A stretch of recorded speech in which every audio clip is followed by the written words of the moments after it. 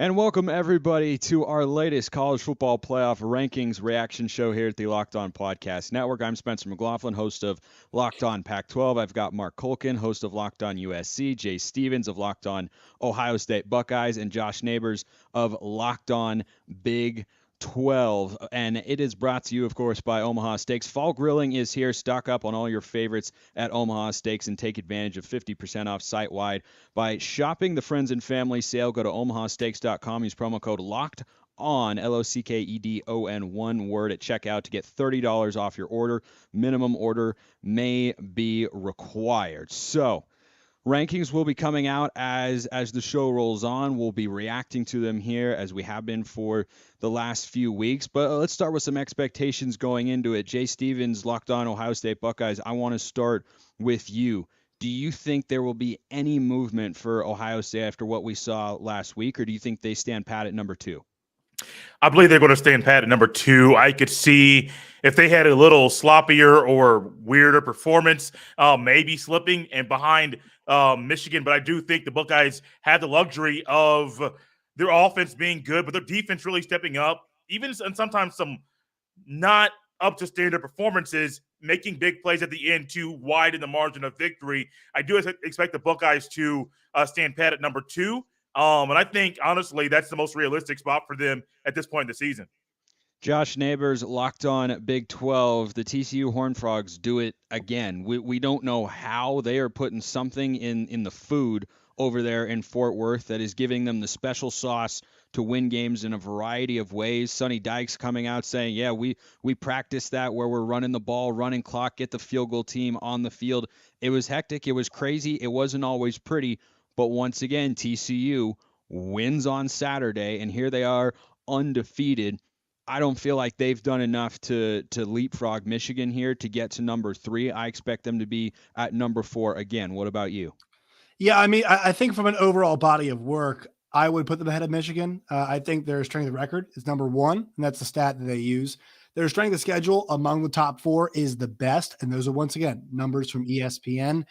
But the fact that they were able to get the job done with no Darius Davis, no Quentin Johnston, and no Kendre Miller, those are the 3 best offensive players they have, skill players they have, and they scored twice in the end of that game to win it. I mean, I think it shows you how good and how calm this team is. So the questions about, like, do they belong? Tennessee and TCU both played similar teams last week. 6-4 teams in their conference on the road. One got dog walked and one found a way to win without their 3 best skill players. So I think that kind of shows you, why one is still there and why one is not. It's a winning group right now. And the results are ultimately what matter at the end of the day. Those style points are certainly a part of it. Mark Culkin, host of Locked On USC. Big win for the Trojans in a thriller at the Rose Bowl, game that you were at. I imagine you had a pretty good Saturday night overall. Oh yeah, it's hard getting to sleep after those games, the adrenaline flow and all that kind of stuff. So to be able to actually come down from the press box and be on the field and watch Corey Foreman make that play, it was a pretty good night for USC. As you know, they're number 5 in the AP poll. They were able to, leapfrog LSU. It'll be interesting to see if the football playoff committee sees it the same way. They finally got that quality win that everybody said USC was lacking. Yeah, I think it was unquestionably their best win of the year, certainly from a resume perspective. Though as the weeks go on, that Oregon State win continues to look stronger and stronger. And I think the Trojans are probably the most interesting team that's left. Maybe LSU as well, in terms of there still being a somewhat unknown quality. I feel, Mark, that if USC wins out, they will get enough help to get into the college football playoff. I'm sure I know how Jay feels with regards to whether or not they would be deserving of a spot over a one-loss Michigan team. But there might be a little bit of institutional bias there from Jay. But Mark, do you feel that it's a situation where if USC wins out, they'll be able to get in no matter what, because Ohio State and Michigan have to play each other this week? Well, that's one intangible. One of those guys is going to get knocked out. I don't think I'm concerned about LSU knocking Georgia out of the picture. And TCU, they have to play Iowa State. I'm hoping Matt Campbell's team finds their big one of the season next week. If not, they're playing Kansas State in the conference championship game. So if USC beats Notre Dame, ranked number 13 now, whether or not they're worthy of that rank, irrelevant. Assuming they play Oregon and they beat Oregon in the conference championship game, how do you keep out a 12-1 USC from a 4-8 last year, the Lincoln Riley story, the Caleb Williams story? There's just too much Hollywood there for them to possibly. We're not even talking about the number 4 spot now. We're possibly talking number 3, number 2, depending on how that Ohio State Michigan game plays itself out. Yeah, as well as TCU where they end up. So yeah, and the game this week is certainly the one that's got the college football world's eyes on it, as it should. Jay Stevens, Locked On Buckeyes. If Ohio State loses to Michigan, do you think that win over Notre Dame is enough in their non-conference to keep them in the hunt to get to the top 4? Because the way I see it is whoever loses that, let's say Ohio State loses to Michigan on Saturday, the Wolverines will get in because the Big Ten, the West Division, right, the one that they're not in. I mean, it stinks. They're just not. That's not going to happen. We all understand that. So, assuming that all takes place, Ohio State's non-conference isn't great, but you have the Notre Dame game on there. But if USC beats Notre Dame this Saturday as well, it would kind of seem like that would put the Trojans in a more favorable position. So does Ohio State have to win on Saturday in order to get into the college football playoff? I wouldn't, I wouldn't say that they have to win, but it desperately helps them by doing so. If they don't win the game, and I'm not even a person that's going to say the Buckeyes are going to be for sure going to win the matchup this weekend against the Wolverines, I'll unveil my score prediction on Friday's show of Locked On Buckeyes. But if the Buckeyes end up losing this game, they're going to need help from other people.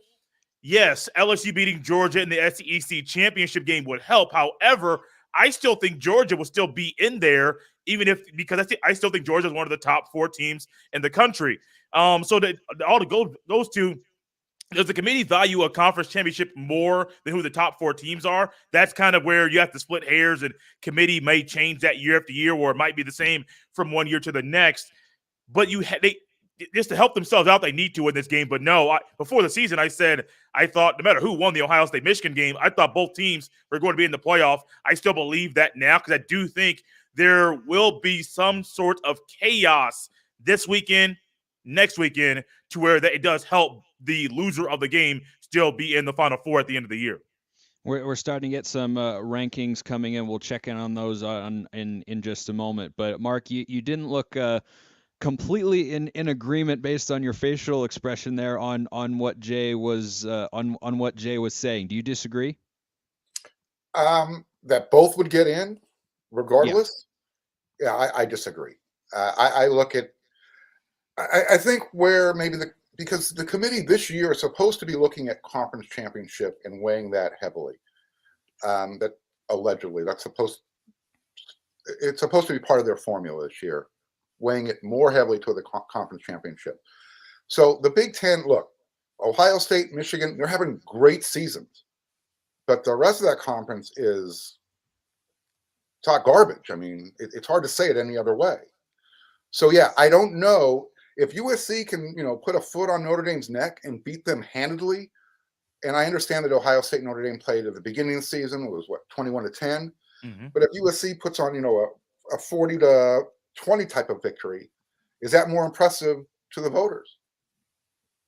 Yeah, I think it's an interesting question. Notre Dame, by the way, coming in at number 15, up 3 spots in the rankings after thrashing the powerhouse that are the Boston College Eagles. I mean, that's just a top-tier program right now, so no surprise that Notre Dame moved way up in the rankings there. But Josh Neighbors, Locked On Big 12, I want to ask you, the Notre Dame question is a fascinating one to me. Them being at 15 here clearly means that a loss to USC is not going to knock them out of the top 25. And look, they have looked more like a good, competent football team over the last 5 weeks, other than Clemson.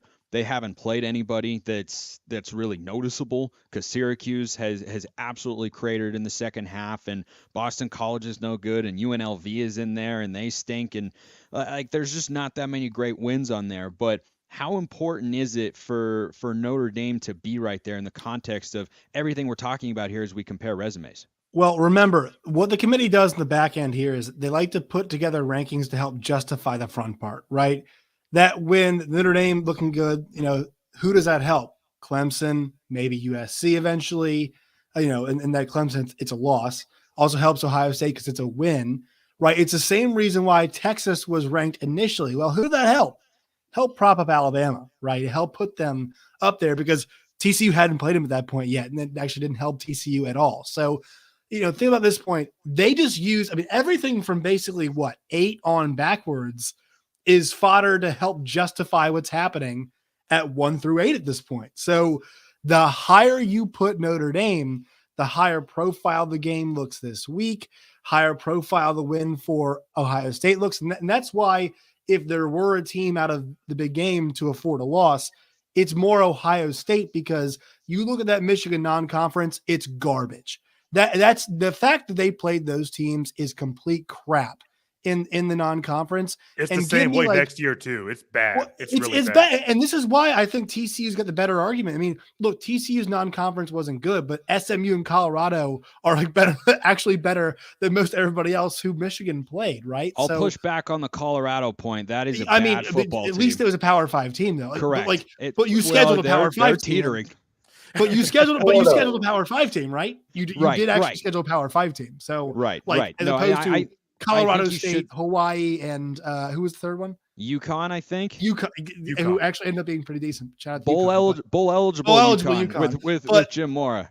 But the point being here is they use the back part to justify that part. But I think if I'm Jay, like a close loss makes me feel better. Michigan cannot afford that loss. It also makes that Notre Dame USC matchup look great, which it hasn't looked this good, I think, maybe since that the Brady Quinn on Notre Dame side versus USC year. This is about as good as we get, right? USC hasn't been pulling their weight lately. Let's just leave it.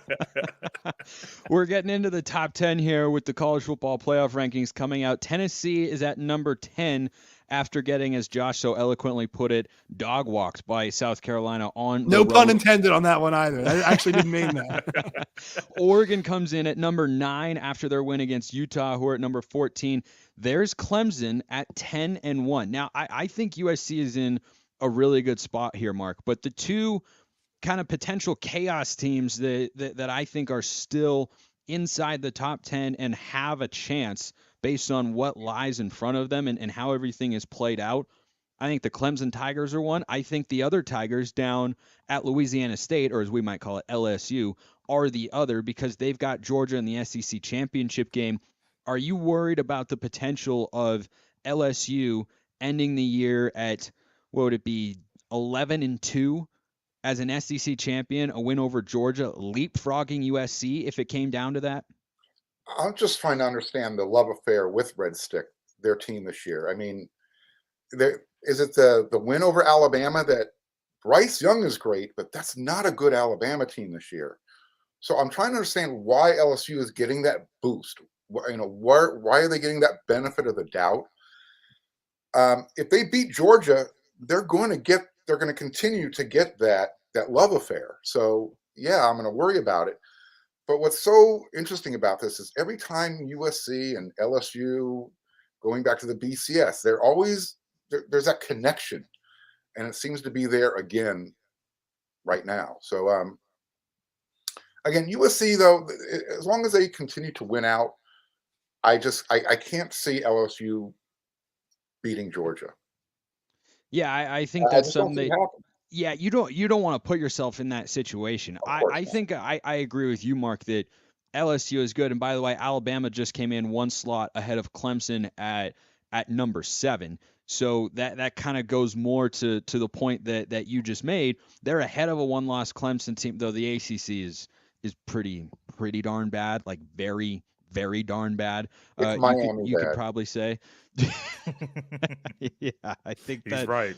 that's that's a fair way of looking at it. All this debate flying around, of course, and that's because it's this time of year. It's college football playoff season. It is also fall season. Fall is in the air, and that means fall grilling with cookouts, tailgate parties, and so much more. Luckily, the flavor experts at Omaha Steaks, no affiliation with Peyton Manning that I'm aware of, have made it easy to savor all the flavors of fall with their mouth-watering assortments of perfectly aged steaks, ultra juicy burgers, and easy to prepare comfort meals that are ready in a flash. I just ate dinner. It was fantastic. I'm hungry already. Now's the perfect time to load up on all this incredible flavor and take advantage of 50% off site-wide by shopping their friends and family sale. Go to omahasteaks.com. Use promo code LOCKEDON at checkout to get $30 off your order. Don't wait. Go to omahasteaks.com and stock up today. Omaha Steaks isn't just steak. It's the best steak of your life, guaranteed. Don't forget to score that extra $30 off your order when you use Locked On at checkout. By the way, Spencer, Yes. who's the head coach at Miami? Do you know who he is? I believe his first name is Mario, according to Gus Johnson's pronunciation last year. I don't know if you remember that one, Jay, but yeah, it was. I think his first name is pronounced Mario, or so I have come to understand it. But yeah, not the first year I think Miami fans were hoping for. You know, the college football season has seemingly gone by in a flash. It's been so long that there was a time in this season when Miami was ranked. Fun times for the Hurricanes, and not so fun Wow. here at the end of the season. But it did exist. It did happen. Top 6 is about to come out. But Jay, I want to go back to you here with Georgia unsurprisingly coming in at number 1. I think it's the safest bet, of course, for Ohio State is to just beat Michigan, and then whoever comes out of the Big Ten West, which they certainly would. And Ohio State does come in at number 2, so they don't move. How confident are you right now in Ohio State going into that game with the Wolverines on Saturday at the Horseshoe? So I was confident. What's this, Tuesday? I was confident Sunday. Getting a little bit less confident on Monday. I checked the weather this morning. It's supposed to rain most of the day in Columbus. My confidence just keeps going down. This team in bad weather games, and I was actually at a bad weather game, but it was against a really bad Indiana Hoosiers team, where the Buckeyes just obliterated them, and they played very well in the shoe, in the snow, in the cold, in the wind. Not as windy as it was in Illinois when the Buckeyes played Northwestern. But my confidence keeps going down because coaching decisions, secondary issues, and some stuff at play calling on offense really kind of are rearing up their ugly head right now. Injury at a right guard. I'm getting less confident right now about that game. I see big guys. I haven't seen it on my screen yet, but I'm less confident than I was. I think the Buckeyes can win, but oh wow. Yep, okay. there it is. I think we got to cut you off there, Jay. The top 6 have been released in the college football playoff. Georgia 1, Ohio State 2, Michigan 3, TCU 4. Mark, we were just talking about this, and now it's coming to pass seemingly. LSU at number 5 and USC at number 6. The Trojans with their best win, I believe, from an RPI perspective, certainly from an eye test perspective, of the season, and they get leapfrogged by LSU. Your reaction to that, Mark Colkin, host of Locked On USC? You know what? This isn't my first rodeo. I have watched this SEC bias go on for probably longer than a couple of you have been alive. Tell him, Mark. Tell him. You know, it's just you just deal with it, and you just hope for the best. This is why we're moving to the Big Ten, the big conference, whatever you want to call it. This is why college football is going super conference. It's the only way you're going to be able to balance this out. So now you will have Ohio State and Michigan and USC going to the playoffs every year, hopefully, from one conference. You're going to have the similar type of situation coming from the SEC. It is what it is. Why is LSU getting this, bump? I mean, explain it to me. Somebody. the Because they Alabama beat win. Alabama and Ole Miss back to back, and Ole Miss did what this past weekend? Mark, that's a good SEC team. All right. Hey, I'm a huge Lane Kiffin fan. Hey, and Mark's right. You know what, guys? I had to mention this today on First Take. Paul Feinbaum said the TCU will be playing whoever in the Big 12 championship game, and we won't be watching. All right, just saying we won't be watching it. Okay, I guess I can tell you what he is watching: LSU, and he's watching Georgia in that game. There's your top four right there. Sorry to kind of take it from you here, Spencer, a little bit, but like I have to say this, like it's got to be mentioned. LSU guys has 2 losses. One of them was not close at all. They got killed. The only team I think that we've ever seen get blown out, I believe, Jay, correct me if I'm wrong, is it's that the Ohio State team got kind of beat up pretty bad by Iowa, right? And they still made it. Is that correct? Ooh, that's an iffy one in my mind. I forget exactly if they made it that year, but they got beat bad that year by Iowa. Well, I mean, have we seen a team get beat as bad as that team did, and make it like as bad as LSU has and still make it? I mean, that's the big question. And also, like a lot of this stuff is narrative driven. I mean, if Caleb Williams keeps playing like this, guys, he's I mean, in my opinion, he's the Heisman right now. Like I think that's where he should be. But like if they beat Notre Dame and they beat whoever in the Pac-12 title game, like that's a playoff team, and I don't care who loses that game between Ohio State and Michigan. And also, he's the Heisman, and he's got to be in. So, like I don't know if LSU should be ranked ahead of them, but I mean, I think there's plenty of arguments that they shouldn't be. Here's what we need to do, Josh. I'm going to call in a favor. I need Garrett Riley to have a really bad offensive game plan in one of these next 2 weeks, and help his older brother out a little bit. He hadn't had any of those this year, so I wouldn't count on it. I would not count on it. As someone who has an older brother and is very competitive with him, I would just say I wouldn't do that for my brother in a million years. But I'm going to count on Georgia doing what Georgia does best, and in big games, that's make other teams look silly. So LSU, they've got who are they playing this weekend? Nobody. A&M. Like I said, they've got a bye before Georgia. You wouldn't call it a favor. Call it one. I mean, look, if there was ever a game for this A&M team to win, it would be this one. Just to completely. I think that's a great point. Just to throw a wrench into things, because here's the interesting thing with A&M. Hey, if they have to throw around that kind of money to recruits, go throw it around to the officials. That's fun. That's one way to go. But here's what I'm thinking with Texas A&M. They're a bad football team, but there are a lot of bad football teams out there, right? Like Jay knows, Indiana's not very good, Rutgers is not very good, but those sorts of teams just don't have the athletes. And if you want some hope and optimism this week, Texas A&M is not going to get out physical. They will get out coached. And they will get out coached probably in a landslide, but you can't go out there, just hand the ball off, 50 times and run it at 5 yards a carry. So at least there is that. But Mark, I'm with you. I feel like once LSU gets to the championship game, they're just gonna meet their match and then some against Georgia, because they're just a little bit better. Real quick, I want to run through the top 25 for those of you listening on podcasts if you haven't seen it. Louisville comes in as a 4-loss ACC team at number 25, which boggles the mind. Cincinnati that one's curious. At Cincinnati at number 24.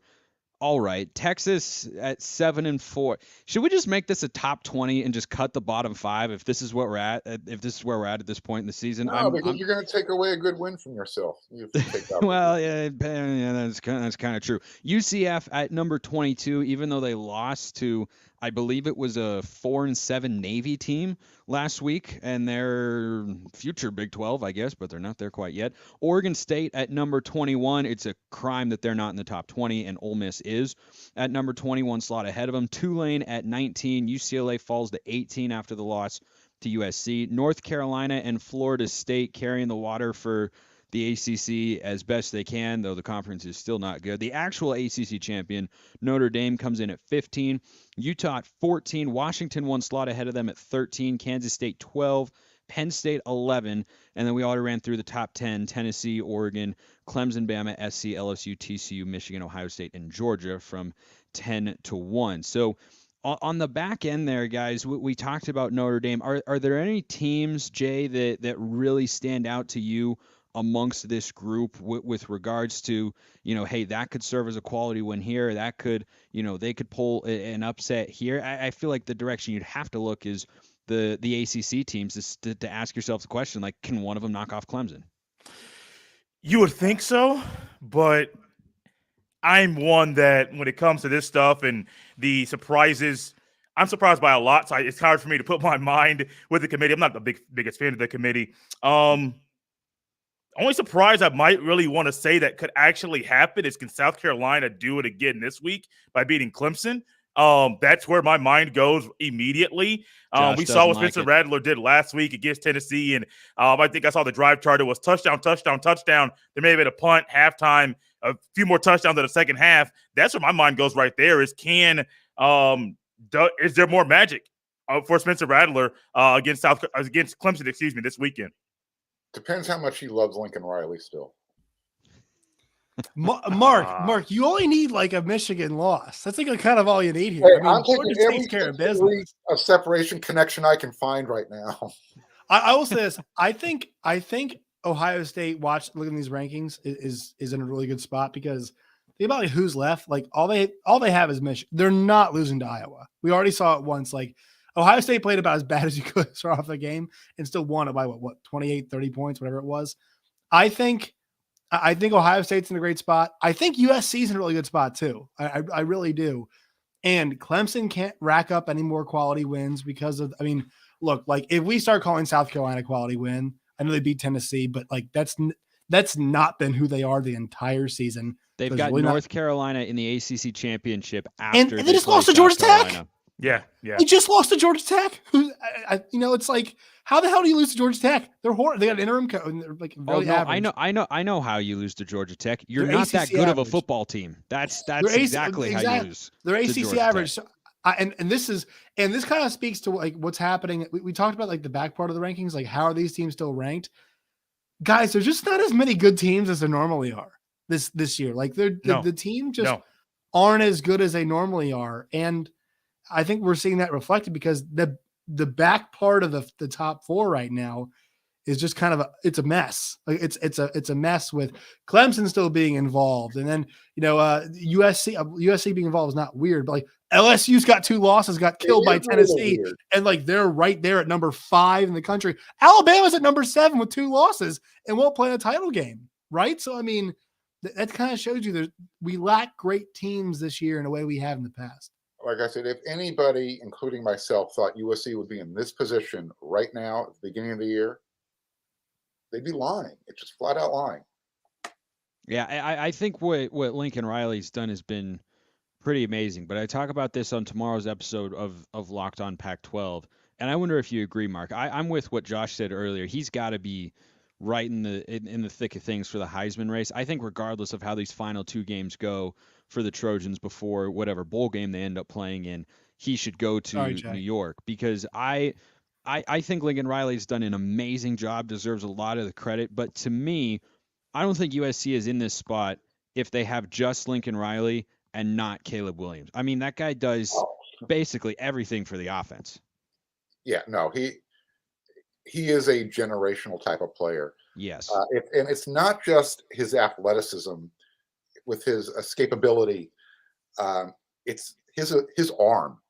He makes throws that only dudes in the NFL are making right now. And he's really smart. He's really smart, and he's still only a sophomore. Yeah. And he still makes some sophomore decisions. 3 turnovers, I think, this year. The pick was bad against UCLA, but it's 3 total picks. You know what? As much as they throw, that's pretty impressive. I've been getting on him about this. Look, they're coming in bunches now, 2 games in a row. So, and that's bunches for him, right? That's obviously sarcasm. And here's the best part of this team: they have not fumbled the ball on offense. They're credited with a fumble because somebody tried an onside kick and it bounced off of a player. 11 games in the season, this team has not fumbled the ball. I was about to say that. I was about to say, you better That's knock an on some amazing wood over stat. there. And again, only 3 interceptions all season long. Yeah, which is the most impressive stat. Like 33 touchdowns, 3,500 passing yards, 65% completion. All that stuff is really, really good. But the 3 interceptions to me is what sets him apart and why Yep. he's got to be right there in the Heisman chase, along with a C.J. Stroud. Don't worry, Jay. I wasn't going to overlook your boy over there in Columbus. I'm a big C.J. Stroud fan, especially that interception he threw against Oregon last year. But we'll just overlook that for now. Bad Guys, game, we'll just really go. bad game. We'll just go around the horn a little bit here with some quick final closing thoughts. Jay, we'll start with you. You gotta survive in advance can only get you so far. You have to you got to play good football, like a close. Let me stick with Ohio State. The Ohio State Michigan game this weekend. All eyes are going to be watching it. It's on Fox, the big noon college game day. Everyone's going to be there, and everyone's saying a close loss could benefit either team. I think if Ohio State loses close, I think it benefits Ohio State. I think if Michigan loses close, that's the only way they stay in the Final Four. If Michigan gets blown out, their weak non-conference and just the Big Ten being horrible this year doesn't help them stay in this conversation. We see how the committee loves LSU. TCU keeps playing phenomenal football. You got USC right there as well. One of those two schools, LSU or USC, is going to have a shot to win a conference championship, which, in my opinion, could catapult them above the Wolverines. Yeah, survive in advance can get you, but you need to play good football. And if you're going to win in certain games, you need to make statements and win big. I think Ohio State or Michigan have a chance to make a statement in the game over the weekend, but you have to make it. And if you don't make a statement in the final week of the regular season, you might not be playing conference championship game weekend, and ultimately you could be outside the Final Four at the end of the year. Josh, how do you feel about the Horned Frogs going into the final weekend of the regular season? Yeah, unlike Jay, it is survive in advance for TCU. It's a week-to-week proposition for Sonny Dykes' team. But, dude, the fire drill at the end of that game, I mean, name me a better football game all year. They don't get the two-point conversion. We talked to somebody today who worked for the Fort Worth Star-Telegram, said that he had to rewrite his gamer because after the two-point conversion, he said it was over. They lost the game. And they pull one more out. And look, I wouldn't be shocked. This Iowa State defense, it's awesome. It's very, very good. I wouldn't be surprised if TCU needs a game-winning drive against a top 20 defense in the country. They pull it out at home somehow and stay 12-0. So it is survive in advance for TCU, unlike it is for Ohio State at this point in time. But they're 11-0. There's no reason to doubt them right now. I would be surprised, or I wouldn't be surprised if Iowa State's defense plays well enough. I would be surprised. They do every week. Why stop now, right? I would be surprised if Iowa State's offense did, I don't know, anything against a motivated, hungry TCU team. Mark, any closing thoughts here on the latest edition of the College Football Playoff Rankings? Yeah, while those guys are surviving, USC just wants to continue to conquer, play conquest, and get there. So, like I said, no one anticipated USC being in this position this year. And so we're just going to ride this wave and beat Notre Dame. That's another quality win. Everyone will be watching because, again, it is a national, it's a national rivalry. And then, we'll see what happens the following week. We'll see if Oregon can get past Beaver Nation. And there'll be another quality win for USC should they win that game. And then it's left. And the good news for USC on that front, Mark, is I think we've seen with the committee in past years, recency bias, a very real thing. A quality win late in the year tends to do more for you than a quality win earlier in the year. And they would have beaten UCLA, top 20, Notre Dame, and USC wants UCLA to win for sure, have them finish the year 9-3 and inside the top 20. Notre Dame at 8-4 probably finishes inside the top 20 despite having 2 horrific losses. Josh had to take off there. And then you would have a win against an Oregon team that would be inside the top 10 at the time. I think that'd be a pretty good place. We'll call it there for today. For Josh Neighbors of Locked On Big 12, Jay Stevens, Locked On Buckeyes, and Mark Colkin of Locked On USC. I'm Spencer McLaughlin of Locked On Pac-12. Thanks so much for tuning in to this latest edition of our College Football Playoff Rankings reaction show. Hope you enjoyed it. We certainly did. We'll see you next time, and have a wonderful rest of your day.